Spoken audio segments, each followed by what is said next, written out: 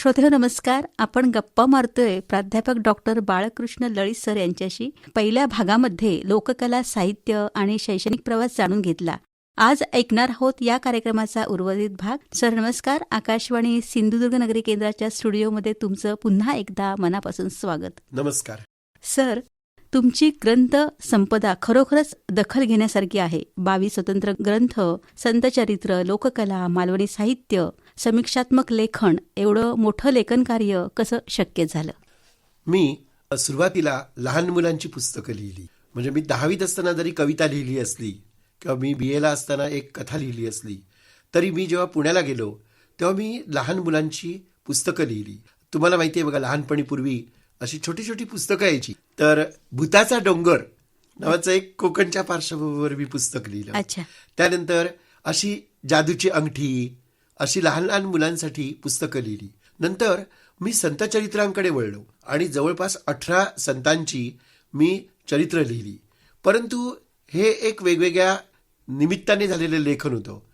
जेव्हा आपण एक संशोधक असतो, अभ्यासक असतो, तेव्हा आपल्या विषयाला न्याय देण्यासाठी ग्रंथलेखन केलं जातं. मग मी त्यावेळी पहिलं माझं जे पुस्तक आहे ते खऱ्या अर्थाने पुस्तक समीक्षेचं आहे.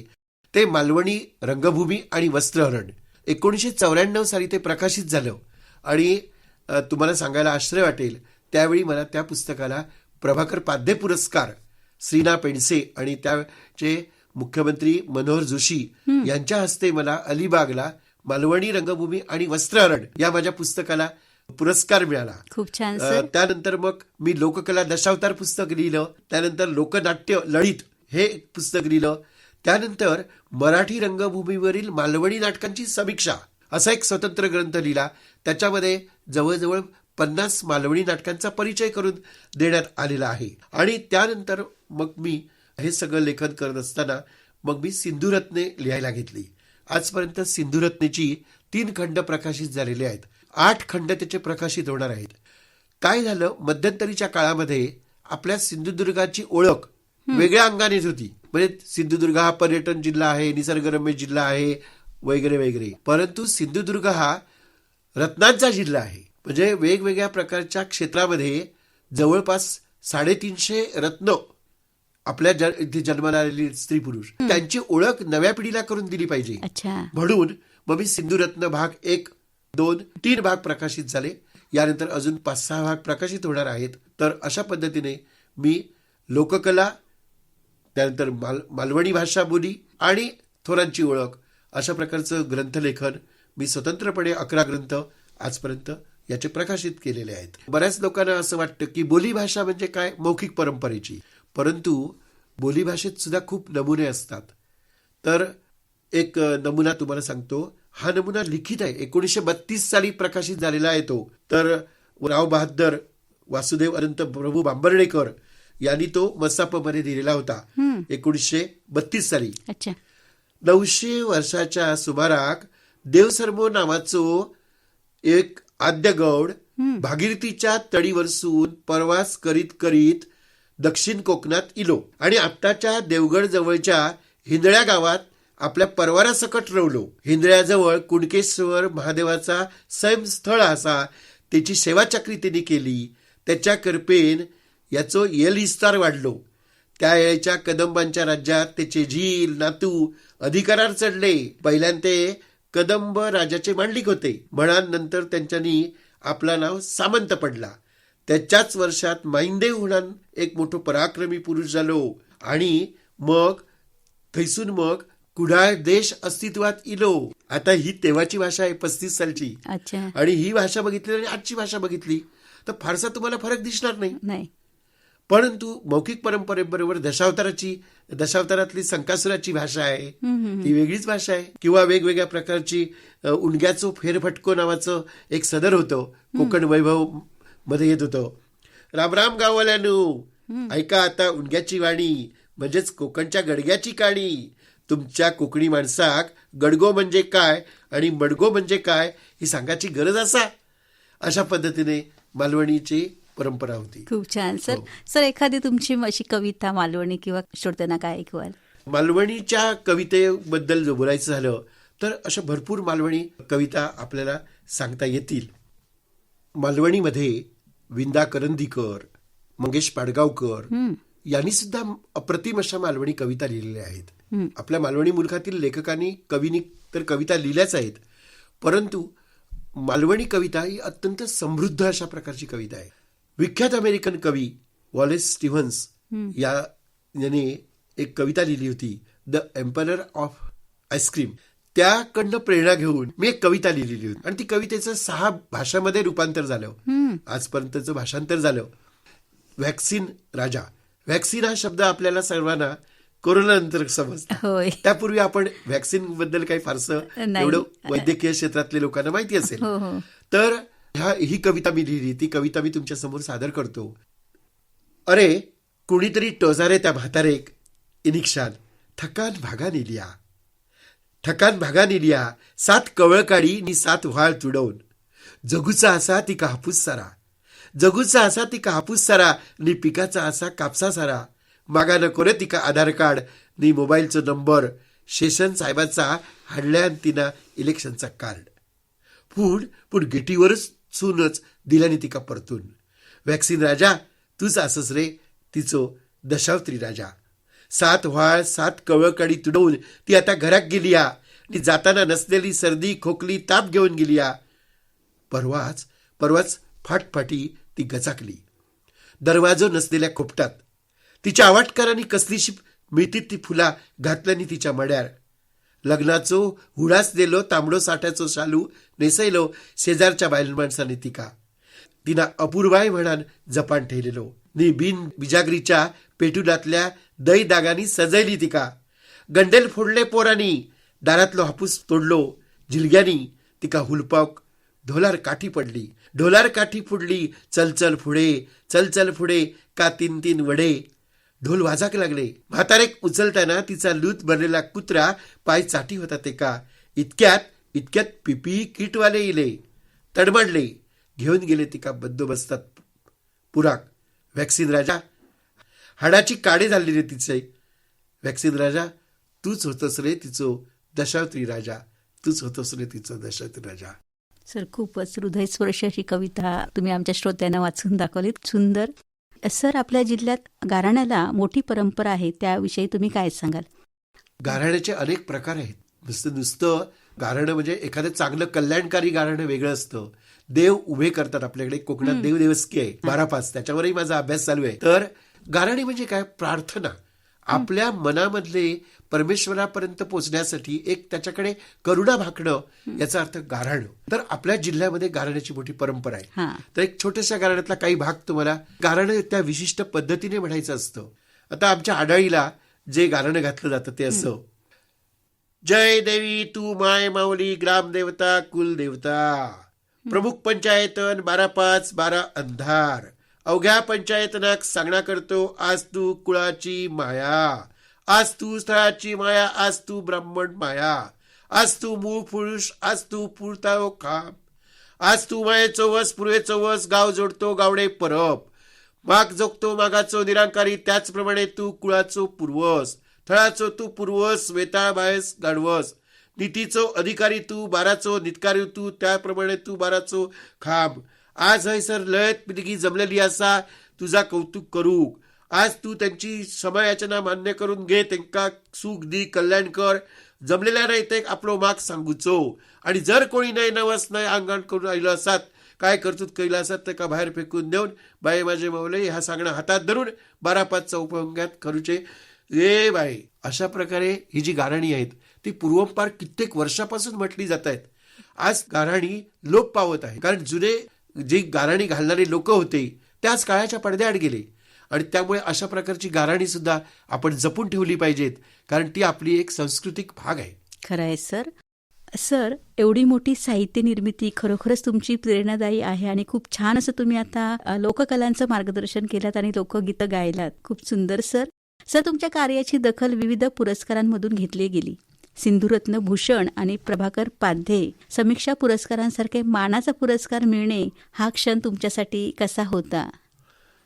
मी जेव्हा मालवणी भाषेवर साहित्यावर PhD केली त्यावेळी पहिली माझी दखल जवळपास 10 वर्षानंतर का होईना मुंबईमध्ये ॲडव्होकेट रमाकांत पालव नावाचे गृहस्थ होते. त्यांनी सिंधुरत्न भूषण हा पुरस्कार 2004 साली मनोहर जोशींच्या हस्ते मला हा पुरस्कार त्यांनी दिला. त्यानंतर प्रभाकर पाध्ये समीक्षा पुरस्कार मिळाला. त्यानंतर वेगवेगळ्या संस्थांनी माझं वेगवेगळ्या पद्धतीने गौरव केला. पण अलीकडे पिंपरी चिंचवडला जी सिंधुदुर्ग उत्कर्ष मंडळ आहे आणि सिंधुदुर्गचे जे लोकांचे कोकण लोकांचे एक मंडळ आहे, त्या अजय पाताडे नावाचे एक गृहस्थ आहेत, त्यांनी मला सिंधुदुर्ग भूषण पुरस्काराने सन्मानित केलं. त्यावेळी मला खूप भरून आलं की आपण जे काम करतो आहोत त्याची नोंद सर्वसामान्य माणसं घेत आहेत. कारण मी अजूनही लोककला बोलीभाषांशी जोडला गेलो असल्यामुळे जो समाज खेड्यापाड्यातून राहतो त्याचे नेमके प्रश्न काय, त्याच्या समस्या काय, त्याचं जगणं आनंदी आहे पण ते अधिक सुसह्य कसं झालं पाहिजे याचा विचार मी सातत्याने करत असतो. आणि मला हे असे पुरस्कार मिळाले. कोकण रत्न हा पुरस्कार पण मला मिळाला. पण कोकण रत्न पुरस्कार फार मोठा आहे. तो आपण जरी घेतला असला तरी आपण आपल्याकडे अंतर्मुख होऊन पाहिलं पाहिजे आणि आपण यापुढेही आपण आपल्या भूमीसाठी काहीतरी केलं पाहिजे. पुरस्कार हे निमित्त असतं, परंतु तुम्ही जे काम करता ना ते काम फार महत्वाचं असतं. जे काम पुढच्या पिढ्यांना दिशादर्शक ठरेल, प्रेरणा देणारे ठरेल असं काम माझ्या हातून घडावं असं स्वतः मला आजही वाटतं. खरंच सर, तुम्ही म्हणता पुण्यासारख्या शहरात राहून सुद्धा आपली माती तुम्ही विसरलात नाहीत, आपला गाव विसरला नाहीत. खूप छान सर, ऐकून असं म्हणजे समाधान वाटलं मला. सन्मान जे तुम्हाला मिळालेत ना हे तुमच्या कार्याचीच पोचपावती आहे. सर, आपल्या अलीकडच्या काळात दक्षिण कोकणच्या आध्यात्मिक रहस्यांच्या शोधात हा ग्रंथ 3 भागांमध्ये प्रकाशित होणार आहे आणि त्याविषयी तुम्ही काय सांगाल? हे लेखन गेली 7-8 वर्ष चालू होतं, परंतु आपला जो दक्षिण कोकण आहे त्याला आपण मालवणी मुलूक असं म्हणतो. मालवणी मुलूक, लाल माती. तर ह्या दोडामार्ग पासून आपण वैभववाडीपर्यंत, देवगडपर्यंत जर गेलो तर आपले जे हे तालुके आहेत त्यामध्ये अत्यंत अशा अद्भुत अशा प्रकारच्या देवदेवता आणि देवदेवस्की आणि काही घटना प्रसंग घडलेले आहेत.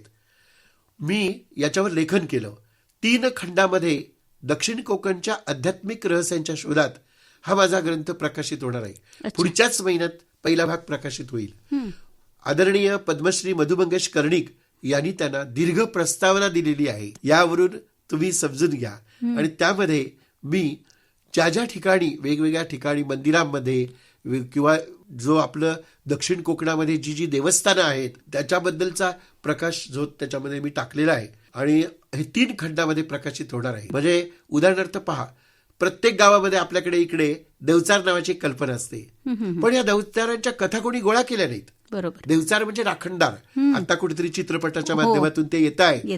तर देवचार असेल, कौल लावण्याची पद्धत असेल, तरंग, वेताळ. वेताळावर आपली सगळ्यांची बहुतेकांची एक लाडकी रखवालदार देवता आहे रवळनाथ. पण रवळनाथावर सुद्धा तसं संशोधन झालं नाही, म्हणून मी रवळनाथावर शोध रवळनाथाचा, शोध तरंग देवतेंचा अशा पद्धतीने किंवा आपल्याकडची होळी किंवा जे विविध सण उत्सव होतात त्याच्यावर मी त्याच्यामध्ये नागपंचमी, आपल्याकडे नागपंचमीचा सण वेगळ्या पद्धतीने साजरा केला जातो, त्याचा शोध मी या ठिकाणी घेण्याचा प्रयत्न केलेला आहे. आणि मला खात्री आहे की आध्यात्मिक रहस्यांच्या शोधात फिरत असताना त्याच्यामध्ये मला जे काही अनुभव आलेले आहेत आणि लोकांना आलेले अनुभव आहेत ते मी फक्त मांडतो आहे. मला त्याच्याबद्दल काही स्वतः काही माहित नाही. जे वाचक असतील ते वाचकांनी ते पुस्तक वाचावं आणि आपले अनुभव आणि मला आलेले अनुभव कुठेतरी ताडून पाहावेत असं मला वाटतं. जिल्ह्याची ही एक वेगळी ओळख म्हणून माझे ग्रंथ हे नक्कीच काहीतरी वेगळं परिमाण देतील असं मला वाटतं. खूप सुंदर सर, खरंच तुमचा हा जो ग्रंथ आहे ना त्याच्यासाठी आमच्या खूप खूप शुभेच्छा आहेतच. आणि सर, तुमच्या लेखनातून सर्वांना नवा दृष्टिकोन मिळेल याची उत्सुकता आम्हाला सुद्धा आहे. सर, आगामी सिंधुरत्ने भाग 1 ते 5 या ग्रंथमालेतून कोणते महत्वाचे विषय तुम्ही वाचकांसमोर आणणार आहात? आता मी वेगवेगळ्या क्षेत्रातील सिंधुरत्नावर प्रकाश टाकलेला आहे. अच्छा. म्हणजे हिप्नॉटिझम करणारे मनोहर नाईक त्याच्यामध्ये आहेतच, परंतु आपल्याकडचे संशोधक आहेत. खोब्रेकर नावाचे एक संशोधक होते, वी गो खोब्रेकर. यांनी सिंधुदुर्गाचा किंवा दक्षिण कोकणचा राजकीय किंवा ऐतिहासिक आढावा घेतला. असे जे काही वेगवेगळ्या क्षेत्रातले म्हणजे अध्यात्म, इतिहास संशोधन, पुरातत्व, साहित्यिक, लेखक आता चौथा जो भाग आहे, चौथा आणि पाचवा, हा पूर्ण साहित्यिकांचा आहे. अच्छा. असे असंख्य अलक्षित अशा प्रकारचे साहित्यिक आपल्याकडे आहेत की त्यांनी, आता BN चव्हाण नावाचे एक लेखक होते वेंगुर्ल्याचे, तर त्यांच्या जवळजवळ 15 कादंबऱ्या होत्या. आपल्याला त्या माहित नाहीत. उषा दातार नावाच्या एक आचऱ्याच्या लेखिका होत्या. काकस स्पर्श नावाचं त्यांचं कथा गाजली होती, चित्रपट पण त्यावर हो, आला. हो. तर त्यांनी गावपळण नावाची एक कादंबरी कथा लिहिलेली अच्छा. आहे, लघु कादंबरी, गावपळण. आचऱ्याला गावपळण होते. तर असे जे लेखक आहेत, दुर्लक्षित लेखक आहेत. इथे पावशी नावाचं गाव आहे, तर त्या पावशी गावामध्ये करंदीकर नावाचे एक लेखक होते. त्यांनी 3 कादंबऱ्या लिहिल्या होत्या. अच्छा. त्यानंतर आपल्या सावंतवाडीला एक विष्णू गणेश आठलेकर नावाचे एक गृहस्थ होते. त्यांनी त्या काळात 50 वर्षापूर्वी कादंबऱ्या लिहिल्या होत्या. हिराबाई पेडणेकर, या हिराबाई पेडणेकरांनी आपल्याकडे त्या काळात 3 नाटकं लिहिलेली होती. असे असंख्य साहित्यिक आहेत. या साहित्यिकांची, कलावंतांची, शेतकऱ्यांची सुद्धा, सिंधुरत्न म्हणजे काही कला आणि असं नव्हे, तर मी सिंधुदुर्ग जिल्ह्यातील हुतात्मे, शेतकरी, अच्छा. वेगवेगळ्या प्रकारचे कलाकार, मग एखादा कुंभार असेल, आयुष्यभर त्याने कुंभार कला सादर केली असेल, तर तो सिंधुरत्न नाही का हो? दशावतार कलावंत आहेत. त्या दशावतार कलावंत काळाच्या पडद्याआड गेले. त्यांच्या स्मृती आपण जपायला नकोत का? खरंय. वेगवेगळ्या क्षेत्रामध्ये सिंधुदुर्ग, म्हणजे बघा, पूर्वी कोकणामध्ये मातीच्या भिंती बांधत, तर मातीची भिंत म्हणजे आम्ही पारा म्हणायचो, पारा. हो, हो. तो पारेकरी, तर तो कलाकार नाही का? पारा कोणालाही घालवता येणार नाही, नाही. नाही. आपण आजच्या काळामध्ये अशा लोकांची माहिती घेतो आहोत. जिल्ह्यामधले जे खेड्यापाड्यामध्ये ज्यांनी काम केलेलं आहे, अशा लोकांचं सिंधुरत्नमध्ये मी परिचय करून देणार आहे. आणि त्याच्यामध्ये आत्ता जे सिंधुदुर्ग जिल्ह्यामध्ये सुद्धा बरीच लोक अशी आहेत की जी जिल्ह्यासाठी काम करतायत. तर शेवटचा जो भाग असेल, 7वा खंड, तर त्याच्यामध्ये मी त्या सिंधुरत्नांचा परिचय करून देणार आहे. खरंच तुमचं हे कार्य ना प्रेरणा घेण्यासारखं आहे आणि तुमच्या ह्या कार्याला खूप खूप शुभेच्छाच आहेत आमच्याकडून. तर संशोधनाच्या निमित्तानं मालवणी बोलीतील साहित्य यांची संमेलनं तुम्ही आयोजित केलीत, त्याबद्दल तुम्ही काय सांगाल? मगाशी तुम्हाला मी म्हणालो की मालवणी साहित्य, स्वरूप आणि चिकित्सा हा मी विषय निवडला. पण माझ्यासमोर प्रश्न असा पडला की प्रबंध लिहायला साहित्य आहे कुठे? मग मालवणी बोलीतल्या साहित्यिकांना गोळा केलं पाहिजे. मग मी थोडंसं माझी मालवणी बुद्धीचा वापर केला. अच्छा. आता यासाठी आपण काहीतरी केलं पाहिजे, म्हणून मालवणी बोली आणि साहित्य संशोधन केंद्र असं एक केंद्र आम्ही सुरू केलं. त्याचं अलीकडच्या काळात नोंदणीकृत झाली ती संस्था. अच्छा. परंतु या संस्थेच्या माध्यमातून आम्ही साहित्य संमेलनांचं आयोजन केलं. माझे बंधू सतीश लळित यांनी मला या कामात भरपूर मदत केली. अच्छा. पहिलं मालवणी साहित्य संमेलन आम्ही दैनिक तरुण भारतच्या माध्यमातून आडाडीला आमच्या गावी भरवलं. अच्छा. आणि त्यावेळी मस्त संमेलन झालं. 100-150 लोक आलेले होते. प्राथमिक शाळेत ते संमेलन झालं. बांगड्यांचं जेवण दिलं होतं, बांगडे सारी जेवण दिलं होतं. आणि त्यावेळी शंकर शिंदे, ज्यांनी जवळजवळ 20 नाटकं लिहिलेली होती, असे मालवणचे शंकर शिंदे 1994 साली मालवणी साहित्य संमेलनाचे पहिले अध्यक्ष झाले. तेव्हा आम्ही मालवणी साहित्यिकांचा मेळावा असा शब्द धरला होता. अच्छा. तर ते संमेलन झालं. विद्याधर भागवत सर उद्घाटक म्हणून आलेले होते. आणि त्यानंतर मग कुडाळला अरविंद मापणकर मालवणचे यांच्या अध्यक्षतेखाली दुसरं संमेलन झालं. तिसरं संमेलन कणकवलीला मालवणी नाटककार शंकर शिंदे त्यावेळी उपस्थित होते, पण रमेश पवार यांच्या अध्यक्षतेखाली तिसरं संमेलन कणकवलीला झालं. त्यानंतर मग कसालला प्रख्यात मालवणी कवी आणि लेखक जे महेश केळुसकर आहेत, त्यांच्या अध्यक्षतेखाली कसालला साहित्य संमेलन झालं. या संमेलनाला जोगळेकर सर आलेले होते, मधु मंगेश कर्णिक सर आलेले होते. त्यानंतर मग कणकवलीला पुन्हा एक संमेलन वस्त्रहरणकार गंगाराम गवाणकर यांच्या अध्यक्षतेखाली झालं. आणि त्यानंतर 2016 साली दादरला नायर सभागृहामध्ये 6वं मालवणी बोली साहित्य संमेलन प्रभाकर भोगले हे आपल्या इथले कळसुरीचे आहेत. तर ते प्रभाकर भोगले त्यांनी सुमा नावाची कादंबरी लिहिलेली आहे, तिकळी नावाची कादंबरी लिहिलेली आहे. दशावतारावर सुद्धा त्यांची असादरी छंद किंवा गाव गाता गजाली ही सिरियल तुम्ही मालिका पाहिली असेल, तर प्रभाकर भोगले त्याचे अध्यक्ष होते. अशा प्रकारे मालवणी बोली केवळ संशोधन लेखन नव्हे, तर मालवणी बोलीमध्ये जे लेखक आहेत, नवोदित लेखक आहेत, जुने ज्येष्ठ लेखक आहेत, हे एकत्र यावेत म्हणून मालवणी बोलीतील साहित्य संमेलनाचं आयोजन आमच्या संस्थेच्या वतीने आम्ही केलं. आणि हे संशोधन करत असताना कोणत्याही प्रकारची मदत इतर कोणाकडनं न घेता, काही कौटुंबिक पातळीवर आणि आमचे काही मित्रमंडळी अच्छा. आणि इतर जे हितचिंतक आहेत यांनी हे मालवणी संमेलनं आतापर्यंत आम्ही भरवली. लवकरच आता निवृत्ती झाली माझी, तर आता लवकरच आम्ही सावंतवाडी परिसरामध्ये अशा एखाद्या निसर्ग अशा खेड्यामध्ये असं आम्ही एक मालवणी संमेलन करणार आहोत. मालवणीची झेंडा, मालवणीचं महत्व सर्वसामान्य लोकांना माहिती आहेच, पण इतरांना कळावं म्हणून मालवणी संमेलनाचं आयोजन ही एक आमची कार्य आहे, भूमिका आहे आणि त्याला संपूर्ण जिल्ह्याचा पाठिंबा आहे. फार महत्वाचं काम आणि अत्यंत महत्वाचा प्रश्न आपण विचारलात. खूप छान सर, मस्त असं तुमचं हे कार्य असंच भरू दे.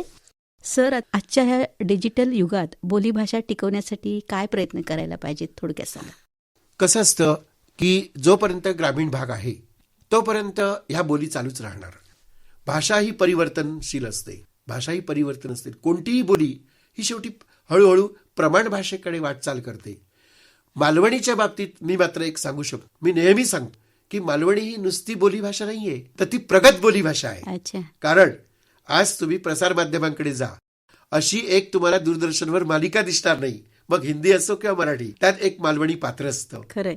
आणि त्यामुळे केवळ मालवणी ही बोलण्याची भाषा नाहीये व्यवहारातली, तर मालवणी हळूहळू लिखित भाषा होते आहे. तिचं शब्द सामर्थ्य एवढं मोठं आहे काय की म्हणून मालवणीमध्ये 3 शब्दकोश तयार झालेले आहेत. तर मालवणी बोली ही केवळ बोलण्याची नाहीये, तर ती लिखित भाषा आहे आणि ती हळूहळू प्रमाण भाषेकडे जात आहे. आणि म्हणून बरेच व्यवहार जे आहेत ते मालवणीतून हळूहळू झाले पाहिजेत. मालवणी माणसाने आपला जो आवाज आहे, आपली ओळख आहे, ती ओळख केवळ मालवणी बोलीमुळे टिकून राहणार आहे. अच्छा. म्हणून मी तर असं म्हणेन, मी स्वतः मालवणीतूनच बोलण्याचा अनेकदा प्रयत्न करतो. मराठी ही आपली प्रमाण भाषा जरी असली, माय मराठी असली, तरी माय मराठी समृद्ध करण्याचं काम ह्या बोलीभाषा करतात.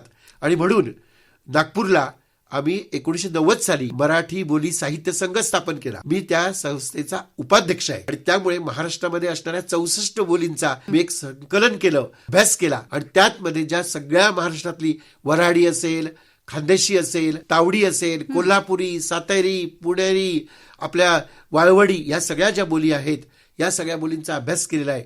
त्याच्यामध्ये मला असं दिसतं की झाडी बोली, अहिराणी बोली, वऱ्हाडी बोली, त्याबरोबर आपली मालवणी बोली ही अत्यंत समृद्ध अशा प्रकारे, सर्वच बोली समृद्ध आहेत. काही बोली समाजाच्या पण असतात, पण आपली बोली भाषा, मालवणी भाषा ही कुठेही अभिव्यक्ती सामर्थ्य कमी पडणार नाही. आणि त्यामुळे मी नव्या लेखकांना सांगेन, नव्या कवींना सांगेन किंवा आमच्या लोकांना सांगेन की तुम्ही मालवणी बोला, मालवणी लिहा. मालवणी वाचण्याचा प्रश्नच नाही, कारण मालवणी आपला श्वास आहे.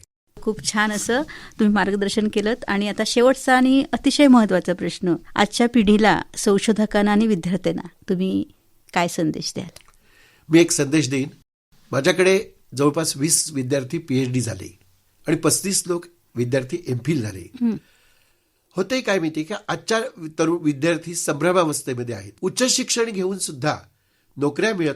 त्यामुळे हे संशोधन कशासाठी करायचं हा एक पहिला प्रश्न येतो. आणि दुसरं असं की संशोधन करण्यासाठी 2 गोष्टी लागतात. एक निरीक्षण लागतं, दुसरं म्हणजे सातत्य लागतं आणि जिद्द लागते. मी 30-35 वर्षापूर्वी अक्षरशः देवगडपासून दोडामार्गपर्यंत पायाची भिंगरी बांधून गावागावात जाऊन मालवणी साहित्य गोळा केलं. कॉलेजमध्ये मासिकं यायची, वार्षिक असतात बघा कॉलेजची, तिथे जाऊन त्या कविता शोधायच्या, कथा लिहून काढायच्या, हाताने लिहून काढायच्या, तेव्हा झेरॉक्स नव्हते. तर ही जी एक तळमळ लागते, संशोधकाकडे जी तळमळ लागते, ध्यास लागतो, तो ध्यास आजच्या मुलांकडे कमी पडतो. सर्व साधनं भरपूर आहेत विद्यार्थ्यांकडे, काही स्कॉलरशिप पण आहेत, पण ही एक जिद्द लागते आणि सातत्य लागतं. ते सातत्य जर ज्याच्याकडे असेल त्याने संशोधनाकडे अवश्य वळावं.